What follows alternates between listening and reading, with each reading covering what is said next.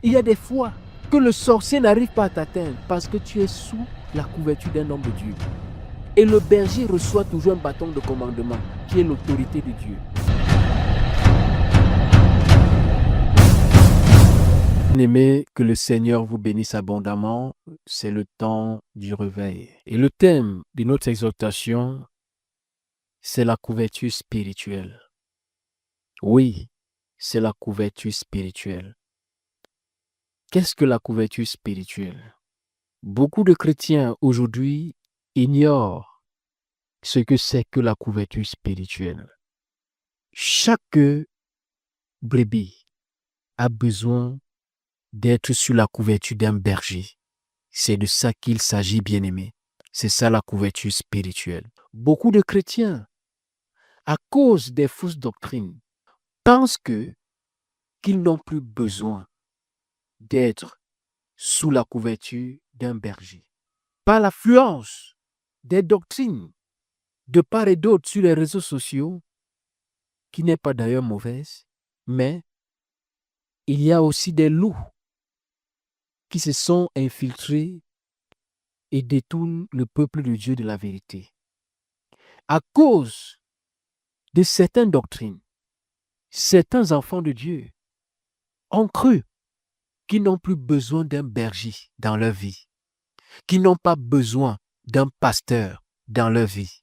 Ils disent que non, on n'a plus besoin de pasteur, on n'a plus besoin d'un dirigeant et chacun se prend la tête. Et c'est ainsi qu'à cause des fausses doctrines, des mauvais enseignements que nous voyons de part et d'autre sur les réseaux sociaux, beaucoup, qu'au lieu d'enseigner, de prêcher la bonne nouvelle, passent le temps à critiquer d'autres serviteurs de Dieu. Tel a fait ci, tel a fait ça. Je prononce le nom de tel, il a fait ci.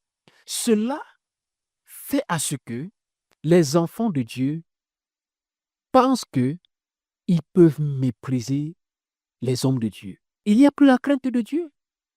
Beaucoup de bébés ont perdu la voie, se sont détournés de la réalité et passent leur temps, au lieu de respecter les hommes de Dieu, les bergers, passent leur temps, au contraire, à critiquer les hommes de Dieu. Passent le temps à combattre, condamner les hommes de Dieu.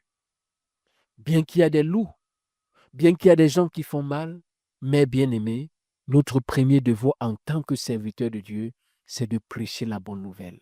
Et sachons que lorsque on pousse les brebis à mépriser les hommes de Dieu, ils s'attirent la malédiction. Et beaucoup de gens l'ignorent. Ce n'est pas parce que nous sommes sous la grâce qu'il n'y a plus le châtiment. Dieu est amour et il est aussi un feu dévorant. Ce n'est pas parce que nous sommes sous la grâce que la correction n'existe plus, que le châtiment n'existe plus. Ananias et Saphira, ils sont morts sous la grâce.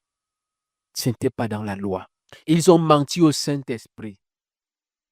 Ils n'ont pas compris que Pierre qui était devant eux était l'incarnation du Christ. Ils ont cru qu'il mentait à un homme. Ils ont méprisé cet homme, disant qu'on peut même lui dire du mensonge. Mais ils ignoraient qu'un véritable homme de Dieu représente la personne du Christ. Nous devons prendre garde, bien-aimés. Beaucoup de gens ont pris plaisir à combattre, à murmurer contre les serviteurs de Dieu. Soyons comme l'un des fils. Les brebis du Seigneur vont se comporter comme l'un des fils de Noé. L'autre a vu la nudité de son père et allait au dehors raconter, oh, le père est saoul, il est nu. Bien-aimé, et l'autre a compris. Il est entré dans la maison et a pris quelque chose comme un pain et est rentré en arrière sans même regarder la nudité de son père et a couvert la nudité de son père. Il a été béni. Mais celui qui allait raconter, bien-aimé, sa descendance a été maudit.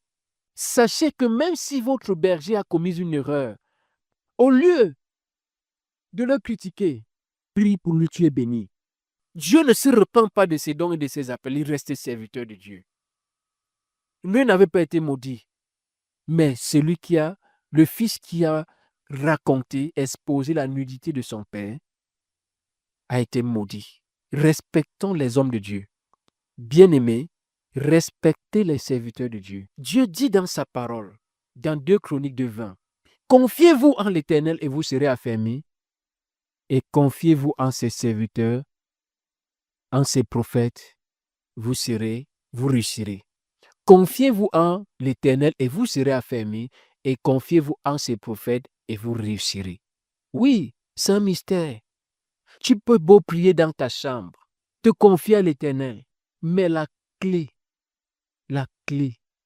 c'est l'homme de Dieu, c'est ton berger. Il peut te dire un mot que ta prière est exaucée. Il peut prononcer une déclaration sur toi. Cela se manifeste et se réalise. Tu peux beau demander quelque chose à Dieu, croyant que tu n'as pas besoin d'un homme de Dieu, bien-aimé, et pourtant, il représente la personne de Dieu. Une seule parole venant de lui, en réalité, je parle d'un vrai serviteur de Dieu, tu reçois l'exaucement de ta prière. Anne était stérile, elle a pleuré, elle a crié, elle a souffert, cherchant l'enfant. Elle priait dans le secret, mais le jour qu'elle arrive au temple, pendant qu'elle était dans l'amertume, elle pleurait, elle murmurait. Le serviteur de Dieu a dit, mais pourquoi tu es ivre? Elle dit, non, je ne suis pas ivre, je pleure devant le Seigneur parce que je suis stérile. Il a dit, ta prière est exaucée, va, tu vas concevoir. Bien-aimé, la parole d'un homme de Dieu. Il dit, il se tient derrière les paroles de ses serviteurs pour les accomplir. Craignons Dieu, que la crainte de Dieu revienne encore dans les cœurs. Que la crainte de Dieu revienne dans les cœurs. Le diable a pour mission de disperser, détruire, dérober, égorger, diviser. Et il a pu isoler plusieurs et les éloigner des bergers, des serviteurs de Dieu. Et nous voyons des chrétiens indépendants, des chrétiens qui pensent qu'ils n'ont plus besoin des bergers. Et une brebis qui n'est pas dans l'enclos serait la proie des loups, serait la proie des voleurs. Un homme de Dieu, un berger, a reçu une autorité de Dieu. Il incarne la personne de Dieu. Il a la couverture et l'onction de Dieu sur lui. Et lorsque tu as ses pieds bien-aimés, il prie pour toi. Le simple fait que tu sois dans la bergerie est déjà une couverture spirituelle pour toi. Il y a des fois que le sorcier n'arrive pas à t'atteindre parce que tu es sous la couverture d'un homme de Dieu. Et le berger reçoit toujours un bâton de commandement qui est l'autorité de Dieu. Naturellement, nous voyons des bergers derrière des troupeaux avec un bâton, avec de quoi protéger les brebis. Nous avons vu le cas de David. Il témoigne que lorsqu'il était derrière les brebis, derrière le troupeau, lorsque le lion venait, il pouvait tuer le lion avec les mains. Cela, c'est le rôle du berger. C'est de veiller sur le troupeau. Et comme le Seigneur dit, prenez garde à vous-même et sur tout le troupeau sur lequel je vous ai établi, le Saint-Esprit vous a établi comme berger pour paître le troupeau, les brebis du Seigneur, ce troupeau qu'il a acquis auprès de son sang. Et le berger, au contraire, bien-aimé, veille sur les âmes devant en rendre compte. C'est vrai. La couverture spirituelle est importante, bien-aimé. Le simple fait que tu as un berger qui te suit, c'est la bénédiction, la protection.